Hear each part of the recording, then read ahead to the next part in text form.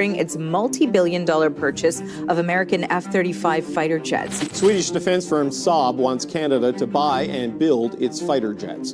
The firm is pitching a partnership with Bombardier and promising to create up to 10,000 jobs along with it. The focus on protecting Canadians, protecting our communities, protecting our borders, protecting our way of life, and supporting many Canadians who feel a squeeze, the cost of living, affordability. Most people thought this story was already over. Canada would buy American fighter jets, Washington would nod in approval, and the North American defense system would keep running exactly as it has for decades. Simple, predictable, boring. And then suddenly, it wasn't. It began quietly with reports that the Carney government was reconsidering its multi-billion-dollar purchase of American F-35 fighter jets. At first, it sounded like standard political noise. Governments review contracts all the time. Budgets change. Committees ask questions. No one expected fireworks. But behind closed doors, something much bigger was unfolding. This was not just about planes. It was about control. For years, Canada's path seemed locked in. Retire the aging CF-18 Hornets, modernize the Air Force, and stay tightly integrated with the United States under NORAD. That path naturally pointed to the F-35, built by Lockheed Martin and flown by the United States and many NATO allies. Then came the curveball. A Swedish defense firm, Saab, stepped forward with an offer that did more than promise aircraft. It promised independence, jobs, control, and a different way of thinking about alliances. Saab proposed that Canada not only buy its Gripen fighter, but build it at home, partnering with Bombardier and creating as many as 10,000 to 12,600 Canadian jobs.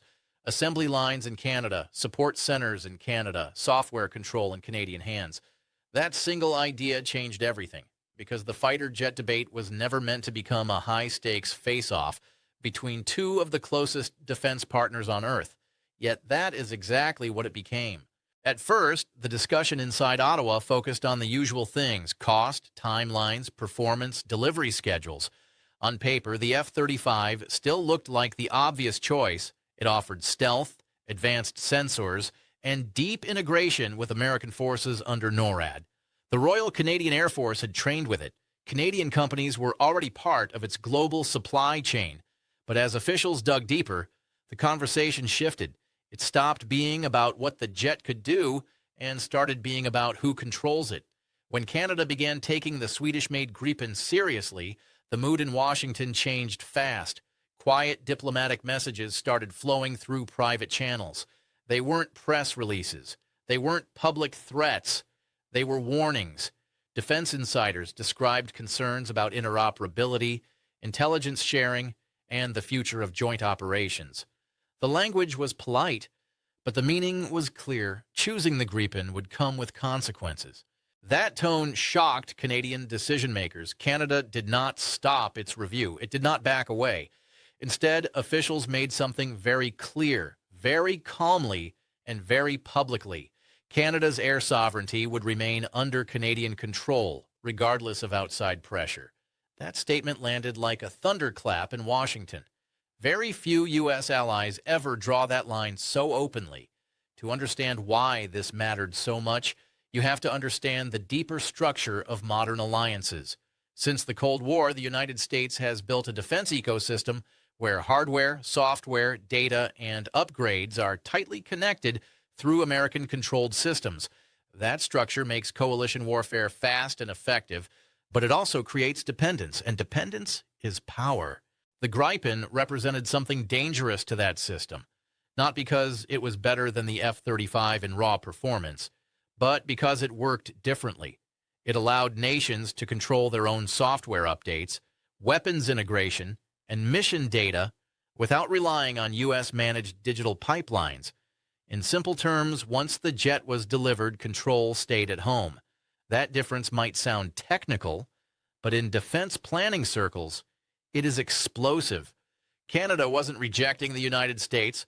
It wasn't leaving NATO. It wasn't questioning the value of partnership. What it was questioning was an unspoken rule that close allies automatically follow American buying paths. And once that question was asked, it couldn't be taken back. Because if Canada could do this, if one of Washington's closest partners could push back, then others might follow. That realization is what turned a procurement review into a geopolitical shock, and this was only the beginning. Control, code, and the hidden power of software. To understand why Washington reacted so strongly, you have to look beyond the aircraft's shape, speed, or radar. Modern air power is no longer just about metal and engines. It's about software. The F-35 Lightning II is widely considered one of the most advanced fighters ever built. It combines stealth, sensor fusion, electronic warfare, and real-time data sharing in ways older aircraft simply can't match. Pilots don't just fly it. They manage a flying data hub, but that power comes with strings. The F-35 depends on a vast digital ecosystem controlled by the United States. Maintenance logs, mission planning, electronic warfare libraries, and software updates all flow through American-managed systems. For years, this was sold as a strength. Allies didn't need to build their own infrastructure. Everything would work together seamlessly. And it does. But it also means that readiness runs through U.S. servers. The Gripen follows a different philosophy. Designed by Sweden, a nation that built its defense strategy around independence and survival, the Gripen keeps operational control at the national level. Software updates can be handled domestically. Weapons integration stays under national authority. Operational data belongs to the country flying the jet. Once delivered, it does not live inside a foreign-controlled digital backbone. That difference matters far more than most headlines suggest. Since the end of the Cold War, the United States has quietly shaped alliance behavior through technology. Integration brings efficiency, but it also creates leverage. Allies gain access, but they also become dependent. That trade-off has rarely been challenged until now. Washington's concern went beyond Canada. Defense analysts quickly pointed out the precedent risk. If Canada successfully chose a modern fighter while keeping full operational control, other countries might rethink their own dependence. Nations like Finland, Norway, or even future NATO members could ask the same question. Do we need to give up control to stay integrated? Momentum matters in geopolitics. Once it starts, it spreads faster than hardware ever could. Canada's geography makes this issue even sharper. The country is responsible for defending the second-largest airspace on Earth, vast Arctic regions, extreme cold, limited infrastructure. Russian bomber patrols near northern routes have increased. Arctic shipping lanes are opening as ice patterns change. This is not a theoretical problem. It is a daily operational reality. The Gripen was built for exactly these conditions. Sweden designed it assuming large air bases would be early targets in any conflict, so the jet was meant to operate from highways, temporary strips, and small regional runways. Ground crews can refuel and rearm it quickly with minimal equipment. Maintenance requirements are lower, availability stays high under stress. The F-35 comes from a different assumption set. It thrives in environments with strong digital connectivity, advanced support bases, and centralized planning. Its strengths are undeniable, but they depend on complex supply chains and constant software support. If satellites are disrupted, data links jammed, or infrastructure damaged, keeping it running becomes harder. That doesn't make the F-35 weak. It makes it specialized. Inside Canada, the fighter debate evolved into something broader: how to defend a massive, harsh territory in an era where fixed bases are no longer safe. NATO planners increasingly accept that central airfields are prime targets. Dispersed operations are no longer optional. In that context, the Gripen's design philosophy suddenly looked less like a downgrade and more like a strategic fit. Then, the diplomatic pressure intensified. Under NORAD, Canada and the United States jointly defend North American airspace. That partnership has existed since 1958 and is built on trust. During the Gripen review, signals emerged from Washington suggesting that canceling or cutting Canada's planned F-35 purchase could change how NORAD operates. The message was subtle but firm. If Canada reduced its capability, the U.S. might increase its own patrols over Canadian airspace. Saab responded with scale. It offered full domestic production, technology sharing, and deep industrial participation. Industry Minister Melanie Joly emphasized that defense spending should strengthen both security and the economy. The Gripen proposal promised long-term industrial gains, not just aircraft deliveries. Washington framed the issue as continental readiness. Ottawa framed it as a sovereign choice within an alliance. That difference in framing revealed a deeper truth. Modern alliances are no longer just about shared enemies. They are about who controls the systems that make defense possible. And Canada had just pushed that conversation into the open. Money, pressure, and the cost of saying yes. As the sovereignty debate heated up, another problem refused to stay quiet. Money. The F-35 program is the most expensive defense project in American history. Its costs have climbed steadily, and those increases don't stop at U.S. borders. Partner nations feel them too. Canada committed to buying 88 F-35s to replace its aging CF-18 fleet, but reporting has shown that the program has already exceeded early estimates by roughly $8 billion. That kind of overrun doesn't just cause political headaches, it reshapes long-term defense planning. Every extra dollar spent on fighters is a dollar not spent elsewhere. This matters for NORAD as well. If Canada struggles to field enough aircraft to patrol its vast Arctic approaches, the burden shifts south. The United States would need to fly more missions, buy more jets, and spend more money to cover the gap. That reality adds pressure on both sides. At the same time, the political climate between Ottawa and Washington was already tense. Trade disputes, tariff threats, and sharp rhetoric had changed the tone of the relationship. Under Donald Trump, foreign policy often took on a transactional edge. Allies felt that pressure directly. Canada has not walked away from the F-35 deal. Legally, it is committed to the first 16 aircraft, with deliveries expected to begin in late 2026. Payments for long lead parts on 14 more jets have reportedly started, locking Canada into the production schedule. Those early commitments make any sudden exit extremely difficult. But the remaining 72 aircraft are still under review. That gray area is where the real fight lives. Canadian officials have openly said that the original F-35 plan did not deliver the industrial benefits they were promised. Canada has the fifth largest aerospace industry in the world. Joining the F-35 program was sold as a way to protect high-skill jobs and advanced manufacturing. Canadian firms do produce parts used across the global F-35 fleet, but critics argue that this work is mostly build-to-print manufacturing under American intellectual property. Canada supplies components, but does not control design, upgrades, or future development. Saab's offer cuts straight at that frustration.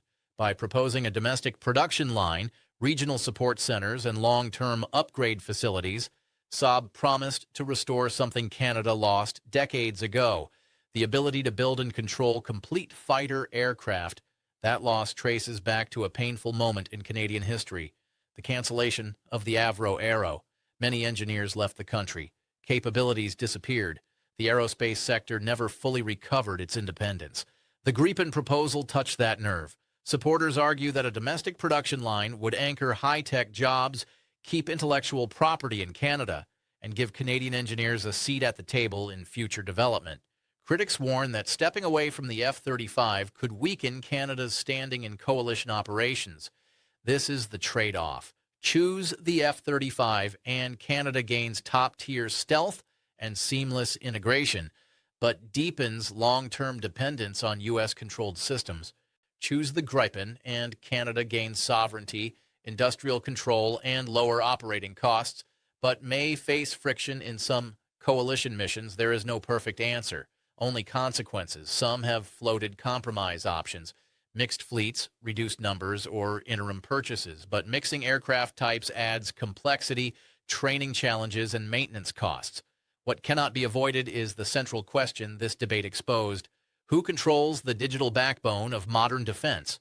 Airframes are only one piece. Software, mission data, electronic warfare libraries, and upgrade authority now define how free a military really is. Canada's review forced that question into daylight. And once asked, it cannot be ignored. The precedent that could reshape NATO. As this story continues, its significance stretches far beyond Ottawa. Canada did not threaten to leave NATO. It did not abandon NORAD. It did not reject cooperation. What it did was more subtle and more disruptive. It questioned the structure of alliance power. For decades, technology integration has quietly turned into strategic reliance. Buying certain systems meant accepting certain controls.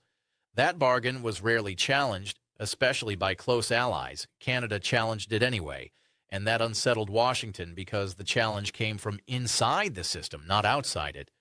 Other allied capitals watched closely, not because they all want the Gripen, but because they want options. The method mattered as much as the outcome. Canada showed that a partner could push back without breaking away. That matters in a world where defense is increasingly shaped by data, software, and networks. The final decision will shape Canada's Air Force for decades. It will determine how the country patrols Arctic skies, how it contributes to continental defense, and how it positions itself inside global coalitions. But it will also send a message. If Canada holds its ground, others may ask the same question. How much control is too much to give up? How much dependence is acceptable? Where does partnership end and leverage begin? Under the headlines about jets sits a deeper struggle over influence, resilience, and authority. Fighter programs are no longer just military tools.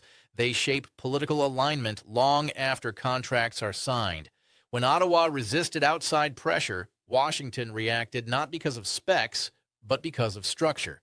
A close ally showed it could question the system without tearing it down, and that changes expectations.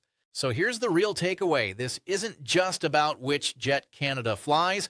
It's about whether modern alliances can survive a future where sovereignty and integration are no longer the same thing. If Canada can hold its ground, the next move won't come from Ottawa. It will come from whoever decides they're ready to follow. What do you think? Was Canada right to push back, or is integration worth the cost? Drop your thoughts below because this debate is far from over.